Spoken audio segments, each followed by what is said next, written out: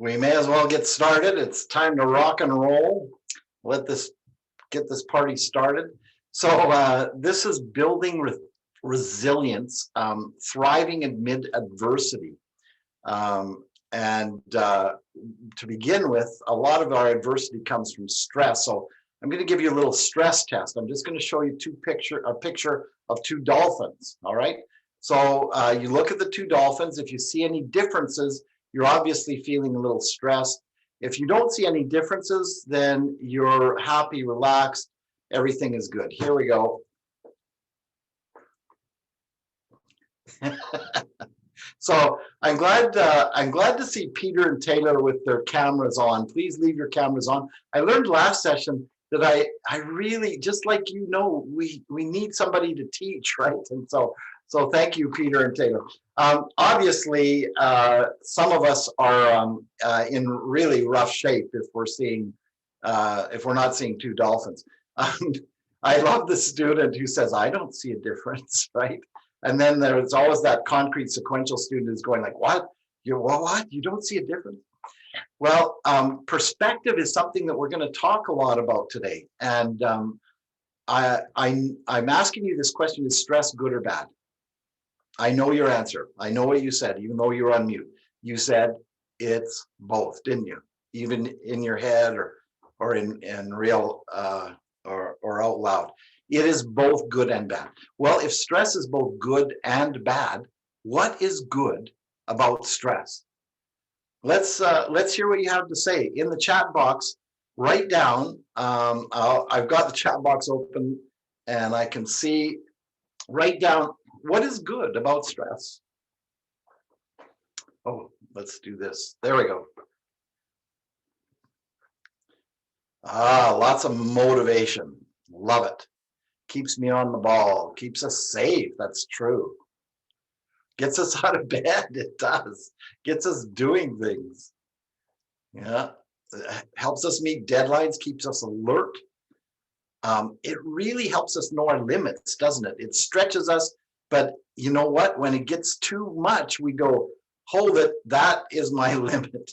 It does give us adrenaline. It gives us opportunity for correction. It keeps us rolling and going. I love these comments. Proverbial kick in the pants. Love that. That's great, Peter. Thank you very much. All right. Yeah, an opportunity to be better. I like that. Stress makes us stronger. Very important point. Let's look at that. So it helps us perform better. It helps us learn and grow. It comes because of purpose. Purpose gives meaning, and meaning brings joy. Stress can create positive feelings of fulfillment and accomplishment, better performance. After the stress is over, there can be a feeling of satisfaction and release. And as is mentioned, stress makes us stronger. It can build resilience. Now, there's eustress and there's distress. Eustress is positive stress, and eustress looks like stress, perform at peak, and then de-stress. But eustress, or that's eustress. Distress is when stress just keeps going and going and going and going and going and goes off the charts, right?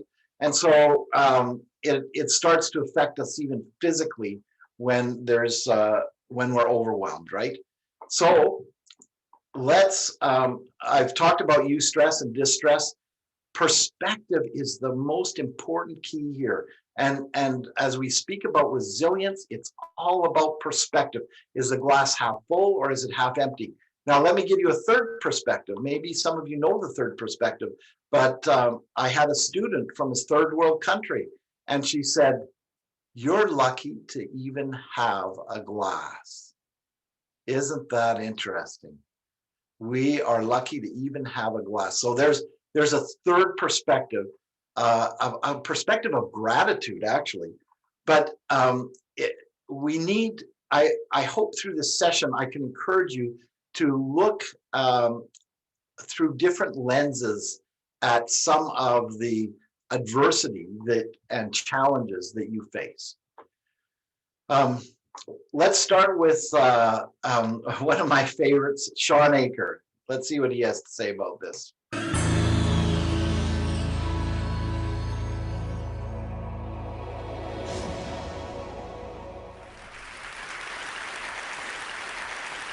When I was 7 years old and my sister was just 5 years old, we were playing on top of a bunk bed.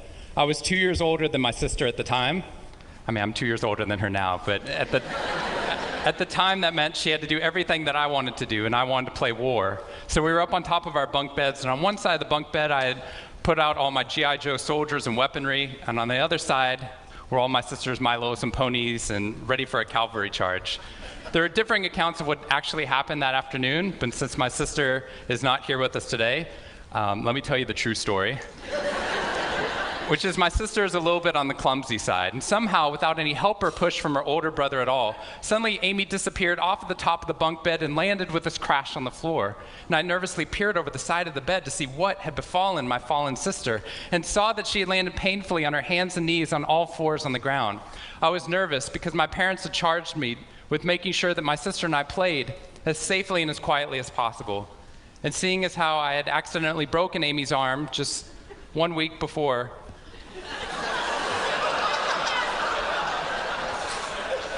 heroically pushing her out of the way of an oncoming imaginary sniper bullet, for which I have yet to be thanked. I was trying as hard as I could. She didn't even see it coming. I was trying as hard as I could to be on my best behavior, and I saw my sister's face this wail of pain and suffering and surprise, threatening to erupt from her mouth and threatening to wake my parents from the long winter's nap for which they had settled. So I did the only thing my little frantic 7-year-old brain could think to do to avert this tragedy. If you have children, you've seen this hundreds of times before. I said, Amy, wait, don't cry, don't cry. Did you see how you landed? No human lands on all fours like that. Amy, I think this means you're a unicorn. Now that was cheating, because there's nothing in the world my sister would want more than not to be Amy the hurt 5-year-old little sister, but Amy the special unicorn. Of course, this was an option that was open to her brain at no point in the past, and you could see on my poor, manipulated sister's face conflict, as her little brain attempted to devote resources to feeling the pain and suffering surprise she just experienced, or contemplating her newfound identity as a unicorn. And the latter won out. Instead of crying, instead of ceasing our play, instead of waking my parents with all the negative consequences that would have ensued for me, instead, a smile spread across her face, and she scrambled right back up onto the bunk bed with all the grace of a baby unicorn. With one broken leg.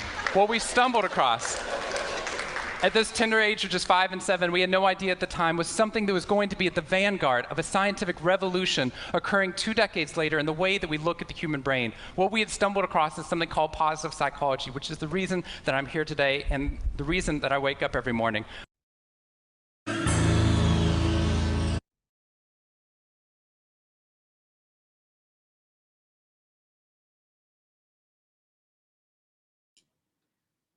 You need to unmute.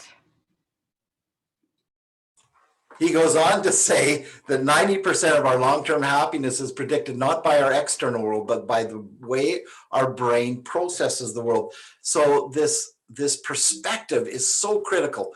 And I hope that through this session, you'll recognize that the joy we feel has little to do with the circumstances of our lives and everything to do with the focus of our lives. And I will give you 4 simple things to focus on. I'll let you read through this.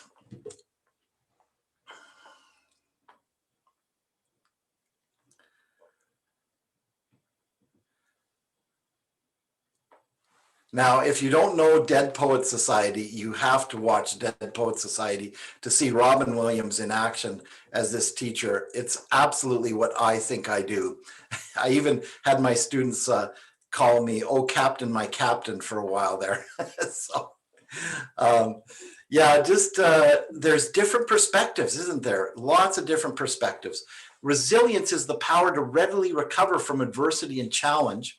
But I really like this definition. It's the ability to thrive under stress and adversity. So the stress and adversity, I'm not talking about taking that away. I'm talking about the ability to thrive when there is stress and adversity. Sean Aker goes on to say that 75% of job successes are predicted not by optimism levels, are predicted by optimism levels. Anyway, by optimism levels, social support, and your ability to see stress as a challenge instead of a threat. So there's 3 important principles for resilience, isn't there? Like optimism, social support, and seeing challenge as an opportunity instead of a threat. This is Sheryl Sandberg. She is the CEO of Facebook, and she gave a graduation commencement address at UC Berkeley, reflecting on the past year of her life. I'd like to share it with you again. There are so many really great principles in this presentation. When life sucks you under, you can kick against the bottom, find the surface, and breathe again. 1 year and 13 days ago, I lost my husband, Dave. His death was sudden and unexpected. For many months afterwards, and at many times since, I was swallowed in the deep fog of grief, what I think of as the void, an emptiness that fills your heart and your lungs, constricts your ability to think or even to breathe. For so long, it felt like the overwhelming grief would never leave. I learned about the depths of sadness and the brutality of loss. But I also learned lessons about hope, about strength, and about the light within us that will not be extinguished. I learned that in the face of the void, or in the face of any challenge, you can choose joy and meaning. There's loss of opportunity, the job that doesn't work out, the illness or crime which changes everything in an instant. There's loss of dignity, the sharp sting of prejudice when it happens. There's loss of love, the broken relationships that can't be repaired. And sometimes there's loss of life itself. The easy days ahead of you will be easy. It is the hard days, the days that challenge you to your very core, that will determine who you are. The seeds of resilience are planted in the way we process the negative events of our lives. We should accept our feelings, but know that they won't last forever. I stand here today, a year after the very worst day of my life, the worst day I can imagine. And two things are true. I have a huge reservoir of sadness. It is with me always. It is right here where I can touch it. I never knew I could cry so often or so much. But for the first time, I'm grateful for each breath in and out. I'm grateful for the gift of life itself. Now I celebrate always. I used to go to bed every night worrying about all the things I did wrong that day.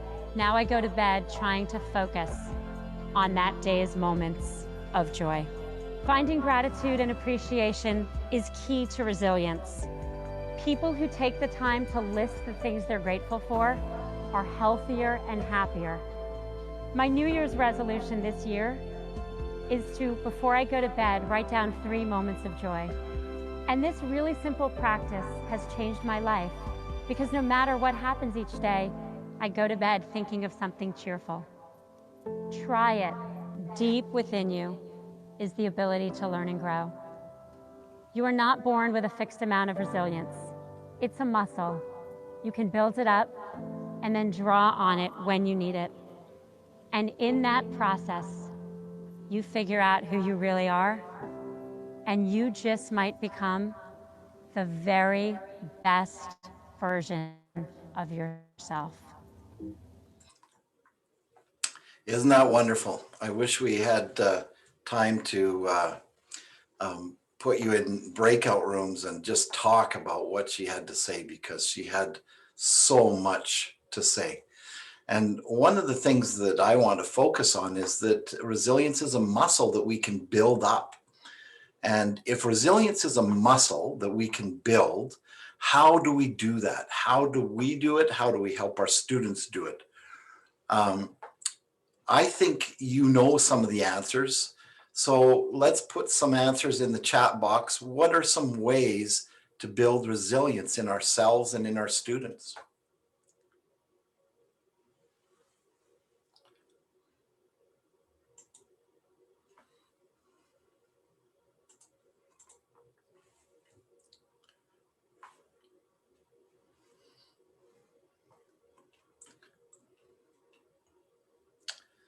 laugh at our own mistakes, accept and build on our strengths. Stop clearing the, oh, I can't read that fast. Anyway, share your own story. Yes, I love that. Teaching grit, allowing, oh, I got to read at the bottom.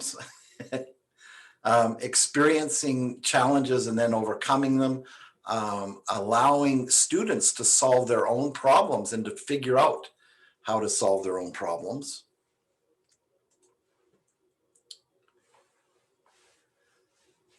It's how we approach our mistakes. Absolutely. I love the juicy mistake comments. That's great. Gratitude journals, as was mentioned by Cheryl. A growth mindset. Cheryl DeWick's growth mindset is awesome. You know, I can't do it yet. Isn't that great?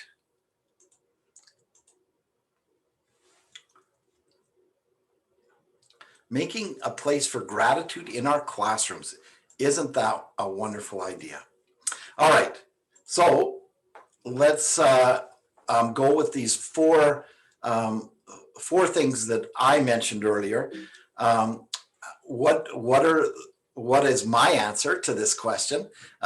Some of it is in the chat box. We heard about grit, we heard about gratitude, we heard about meaning, and we heard about relationships. But I really feel strongly that based on all that I've read on resilience and all the research on resilience, that these four can be taught to our students and they can be focused on by each of us. And as we focus on each of these, we can have greater resilience and learn to thrive amid adversity.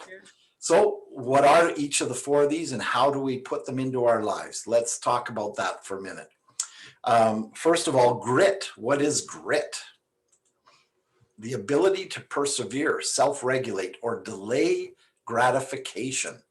It's also called hardiness in the literature. They call it hardiness. They're more and more, they're calling it grit in the studies and in the literature too.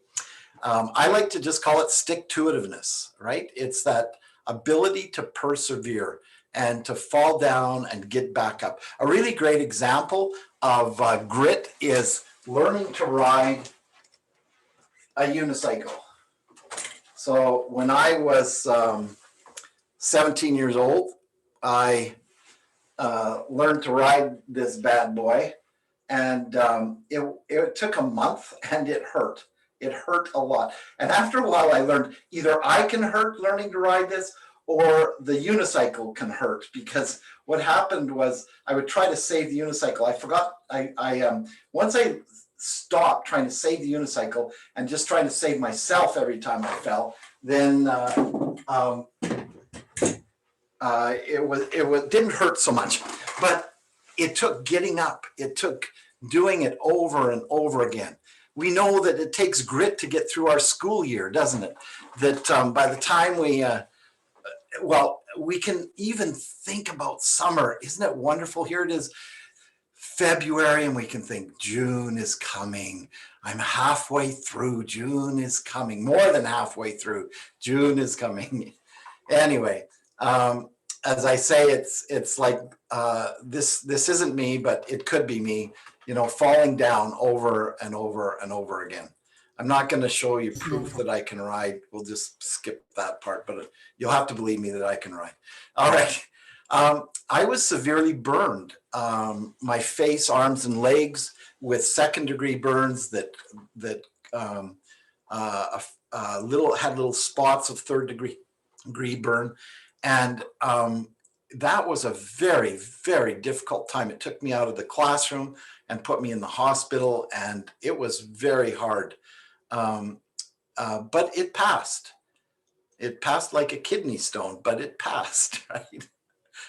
If anybody's ever passed a kidney stone, which I have, you know that it is miserable. It is absolutely miserable. So the kidney stone, the burn, you know, these are horrible things that I have had in my life that have passed. And it really helps, just as I said with teaching, to look forward to June, to look forward to healing with the burn, to look forward to passing that kidney stone. This helps us with grit to kind of stick to it, stick with it. Sometimes the hardest times can lead to some of the greatest moments of your life. If we keep going in tough situations, sometimes that can lead to positive things. Not always, but sometimes it can. It's hard to imagine when we lose a loved one how that could lead to something positive. But I will share with you in a few minutes an experience I had that really did lead to some tremendous positives in my career. Everything that happens to us is a gift that builds character. All of life's challenges are an opportunity to grow. Who said that? They must be wise. Oh, that was me. Actually, I don't mean to brag or say, look how great I am or anything like that. What is amazing to me is I found this in my 17-year-old journal.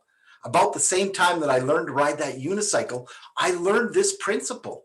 Isn't that incredible? I think that it's of course, I keep forgetting it, right? That this is just an opportunity to grow and build character. But I discovered it when I was 17. I just love that I found that in my journal. All right, so that's grit. How about gratitude? Well, gratitude brings such a perspective. Once you know that glass half full, glass half empty, and then we're lucky to even have a glass, all of a sudden it brings perspective to the negatives in our lives, to the struggles in our lives. It's one of the most transformative states of being. And I have done this several times in my life where I've felt depressed, not clinical, just depression. We all experience depression. And I decided, I'm feeling depressed. I'm going to start writing down or thinking about everything that I'm grateful for. And wow, it does change things. It really helps to, as I spoke in the beginning, to give a positive perspective on things. And there's a calmness that comes. Now, this isn't to say that it all goes away. I love this quote by, where did the quote go? There it is, by Russell M. Nelson. Does gratitude spare us from sorrow, sadness, grief, and pain? No, but it does soothe our feelings, provides a greater perspective on the very purpose and joy of life, that life is joyful. So gratitude is the second key to real resilience. The third key is meaning, figuring out a purpose in your struggle, your adversity. And this is one of the hardest things to do because you don't feel like seeing any kind of meaning or purpose. But there's kind of two things here. There's one that, well, this could be meaningful because it's helping me become a stronger person, a better person, or, that kind of meaning, the meaning of the actual event. But there's a secondary thing that can help. And the secondary thing is other things that have meaning in our lives, other things that we can focus on that are meaningful when we are experiencing this horrible adversity and suffering, right? I have a good friend who does marvelous moments every day on Facebook, and she finds a marvelous moment of her life every day. And she has been doing it while battling cancer, while going through chemotherapy. And it has been very inspiring for my wife and I to read these marvelous moments. I don't know about you, but I had this class from HE double hockey sticks, right? Every once in a while, we get these classes that are very, very challenging. I had the assistant principal come to me and say, will you teach the, back in those days, it was special needs. There was no such thing as inclusive classrooms. They were congregated classrooms. This was back in the Ralph Klein years.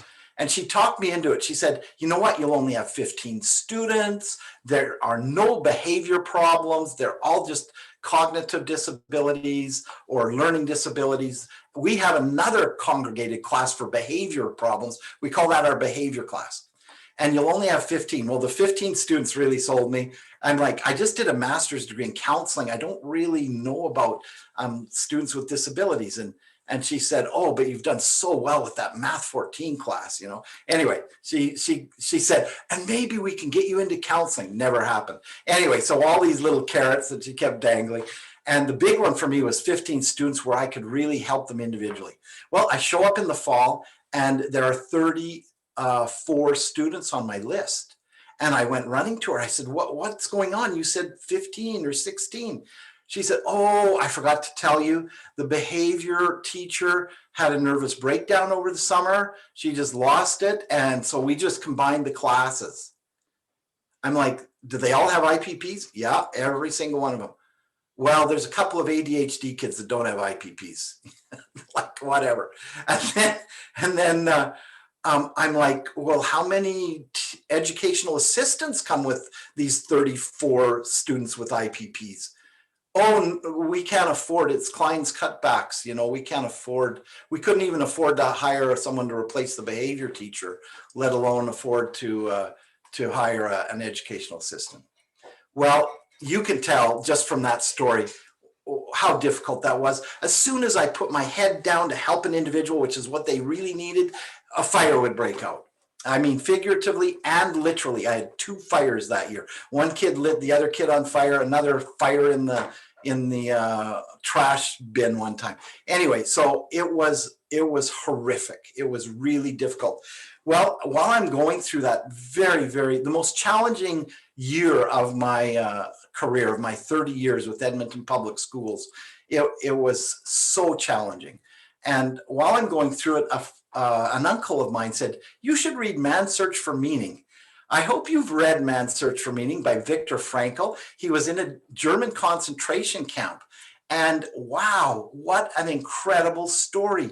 He decided that they can do whatever they want to me. They can starve me. They can make me labor physically. They can make me sleep in 18-inch little platforms with 9 other people, but they can never make me choose my attitude. I can choose my own attitude. I'm like, whoa, this is incredible, this guy. Everything can be taken from a man, but one thing, the last of human freedoms, to choose one's attitude in any given set of circumstances, to choose one's own way. Well, number one, I found somebody who was in worse shape than I was, right? Or had gone through something worse than these behavior students. And number two, I was like, you mean I can choose how I react? And so I would have a class of just chaos, let's say, right? Chaos all around me. And I would go inside and I would think to myself, no matter what happens around me, I can choose my own attitude. I can be at peace on the inside, no matter what the students are doing or what they're doing to me or each other. It's almost worse when they do it to each other than when they do it to me. I can handle it when they do it to me.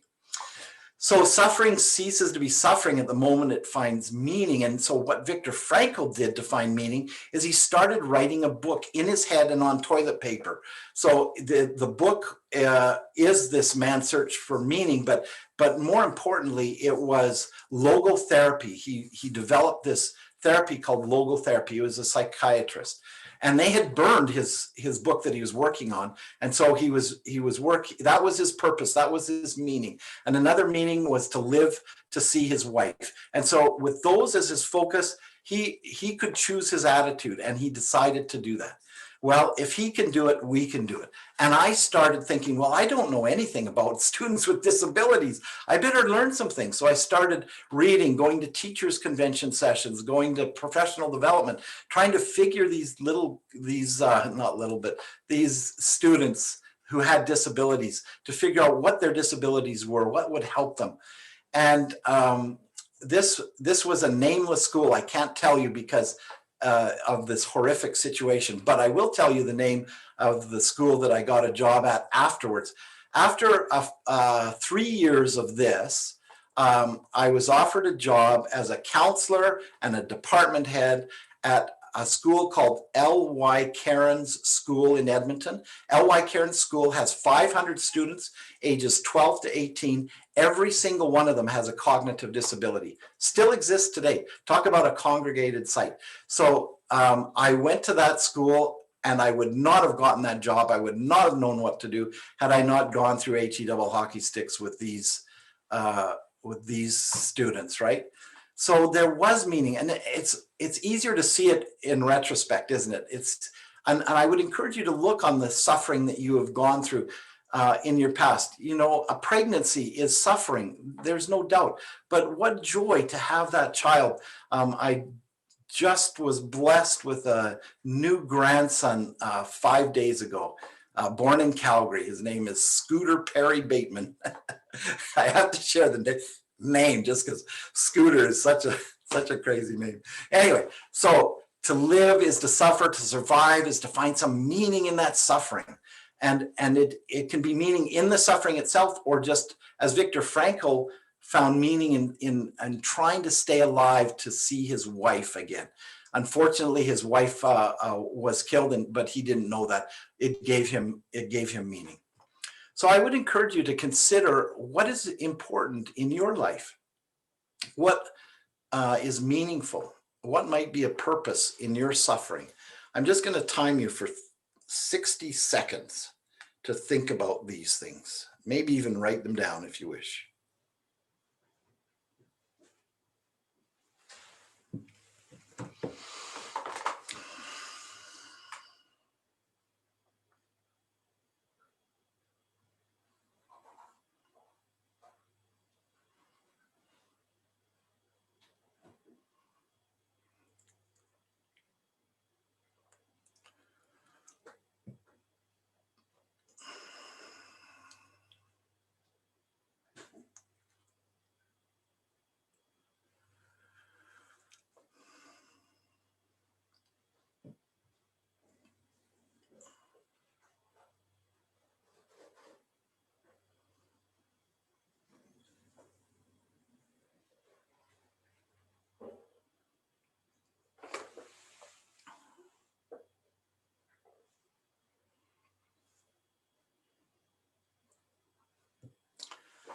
So that was only a minute, probably not long enough, but you can continue. As I reflect, 2 weeks ago, maybe 3 now, I was feeling very overwhelmed. I was trying to, I've been invited to speak at 7 different teachers' conventions, and a total of 14 sessions at 7 teachers' conventions.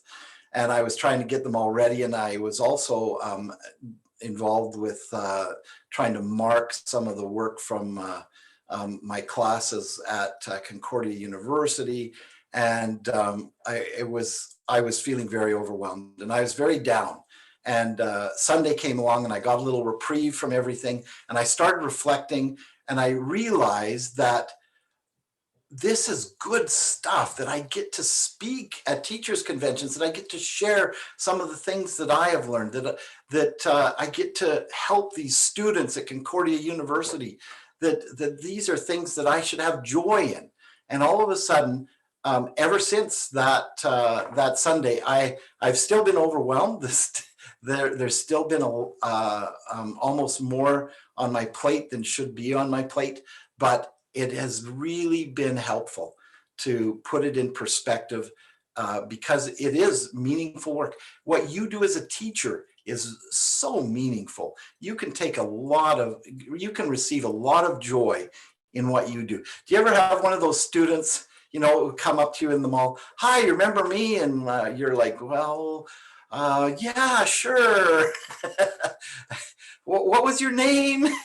And then they're like, I remember you were my such and such teacher, and you did this and you did that. And what I always like to say, what do you remember best about what I taught you? And they always say that story about this or that story about that. It's funny, the personal stories that I share are the things they remember. Anyway, that brings joy. Why? Because it's meaningful. It's knowing that what we do really is meaningful. All right. That leads to relationships, doesn't it? Because most often relationships are meaningful, but we're talking about relationships to build resiliency, we use relationships to lean on, don't we? I still remember a hug I got from my daughter when I was really down one time. And it was just the best hug ever, because it was like, oh, I'm really down, but you are making it a lot better with this hug kind of idea, right? So we can get that kind of support, that kind of help from relationships. But it's also good to go the other way too. And I think we can be resilient. We can be more resilient as we even reach out to those, particularly those whom we love. And so relationship in the classroom, in our lives. I really think that those are the 3 R's of teaching, the 3 R's of resiliency. I shared this in my last session because I just love it. Never let a problem to be solved become more important than a person to be loved. I apologize if you were in my last session. But here's a new quote. Isn't this cool? The meeting of 2 personalities is like the contact of 2 chemical substances. If there is any reaction, both are transformed. We are transformed by our relationships. I am transformed by my students. My students are transformed by me. And isn't it wonderful to be constantly exposed to this wonderful chemical reaction with our students? We're constantly getting new students, and there's new chemistry every time. But not only that, they come in different moods, and we come in different moods, and there's new chemistry every time. And we should have joy in that. It's a very cool part of resilience to have this chemical reaction with our those that we have relationships with. Now, sometimes the chemical reaction may be explosive. It may be a bad chemical reaction, right? But at the same time, we can still be transformed by it, right? And so can they be transformed by it. Sometimes those bad chemical reactions, we learn how to be a little more, have a little more empathy, be a little more compassionate. Sometimes we learn how to deal with difficult people and difficult situations, right? All right. And then, of course, I shared this in my last session. If we want to help students build resiliency, I highly recommend focusing on this circle of courage, helping the students feel they belong, helping them feel they are good at something in your class, helping them feel like they have choice in your class, and last but not least, giving them opportunities to serve each other or to serve you, to do something in that generosity area. Just an explanation of these 4 things. I spoke about it last session quite a bit. So a wonderful model for helping students build resiliency. I have anecdotally seen it do miracles time and time and time again, starting with that class from HE Double Hockey Sticks, right? So. All right, you've thought about the things that are important to you. What can you do to focus your life on those things? This is inner wisdom. This is for you to ponder.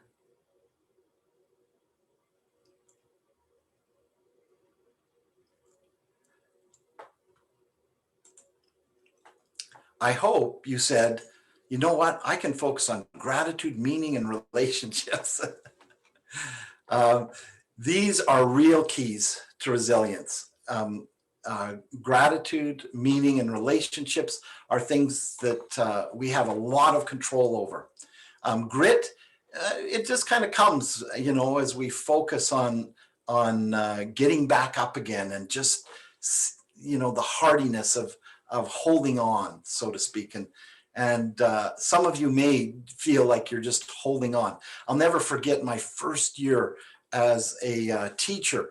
I went into the classroom, and I was myself.